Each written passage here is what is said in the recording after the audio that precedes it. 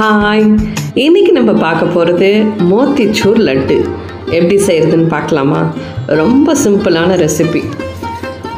ஒரு டம்ளர் கடலை மாவை நல்லா சலிச்சுட்டு எடுத்துக்கோங்க.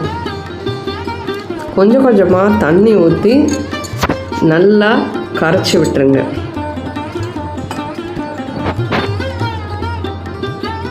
நல்லா கையை வச்சு பிசைஞ்சு அந்த கட்டி இல்லாமல் நல்லா கரைச்சிடுங்க. அப்போ தான் பூந்தி அழகாக விழும். நமக்கு ஒரு தோசை மாவு கன்சிஸ்டன்சிக்கு அந்த கடலை மாவை நல்லா கரைச்சி எடுத்து வச்சுருங்க.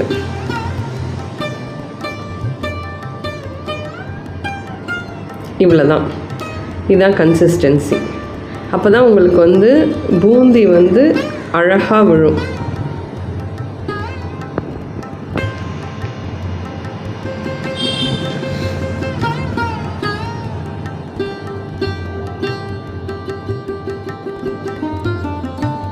இப்போது நம்ம வாணலில் தேவையான எண்ணெயை ஊற்றிக்கோங்க.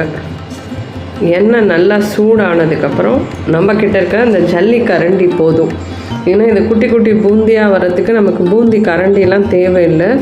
ஜல்லி கரண்டிலேயே நம்ம பூந்தி பண்ணிடலாம். இங்கே பாருங்கள், இப்படி வச்சுட்டு இப்படி பண்ணிங்கன்னா அழகாக பூந்தி நல்லா விழும்.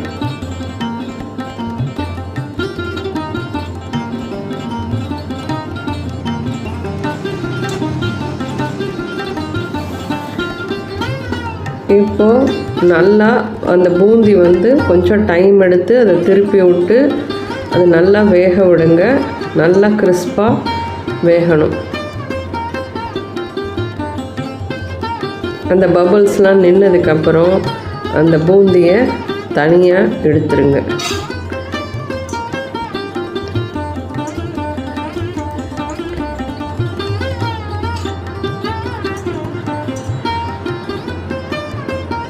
இப்படி நம்மக்கிட்ட இருக்கிற மாவை பூந்தியாக எடுத்து இப்படி தனியாக வச்சிடுங்க. இப்போது இந்த பூந்தி லட்டு செய்கிறதுக்கு என்ன பண்ணணும், மிக்சியில் போட்டு ஒரு தடவை பல்ஸ் மோட்டில் போட்டு எடுத்திங்கன்னா இந்த மாதிரி உங்களுக்கு அழகாக குட்டி குட்டியாக நல்லா வந்துடும். இப்போ நம்ம ஒரு டம்ளர் கடலை மாவு எடுத்தோம், அதனால ஒரு டம்ளர் சர்க்கரை, அதுக்கு பாதி டம்ளர் தண்ணி போட்டுட்டு நல்லா கலந்து விட்டதுக்கப்புறம் நம்ம கொஞ்சமாக கேசரி கலர் போடணும். அப்போ தான் அந்த லட்டு மோத்திச்சூர் உங்களுக்கு ஒரு மாதிரி ஆரஞ்சு கலரில் இருக்கும் இல்லையா? ஸோ நம்ம கொஞ்சம் கேசரி கலரை அதில் கலந்துருங்க. இதுக்கு பாகுபதம் அப்படின்னு எதுவும் தேவையில்லை.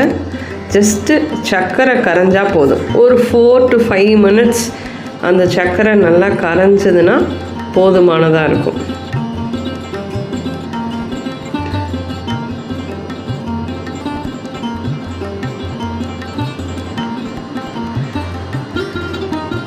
இப்போது நம்ம மிக்சியில் ஓட்டி வச்சுருக்க அந்த பூந்தியை இதோட கலந்துருங்க.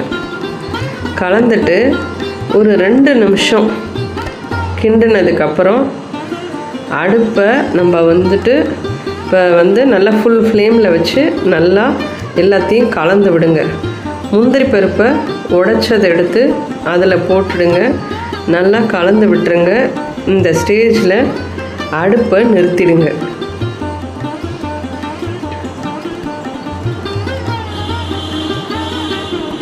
சூடு நல்லா ஆறணும். ஒரு 10 நிமிஷத்துக்கு அப்புறம் நல்லா ஆறிடும். அந்த பூந்தி அந்த சர்க்கரை தண்ணியெல்லாம் நல்லா அப்சர்வ் பண்ணிடும். இப்போது நம்ம வாசனைக்கு ஒரே ஒரு ஸ்பூன் நெய்யை போட்டு அதோட நல்லா கலந்து விட்டுருங்க.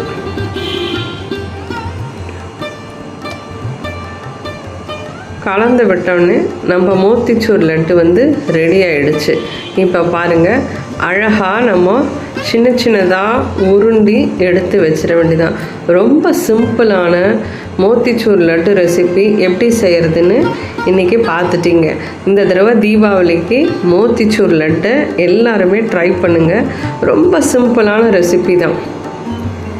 பூந்தி சரியாக வரலனா கூட பரவாயில்லை, முத்து முத்தாக வரலனா கூட பரவாயில்ல, மிக்சியில் தான் ஓட்ட போகிறோம். அதனால் பயப்படாமல் இந்த தடவை இந்த மோத்திச்சூர் லட்டை எல்லோரும் ட்ரை பண்ணுங்கள். தீபாவளியை என்ஜாய் பண்ணுங்கள். அவ்வளோதான், சிம்பிள்.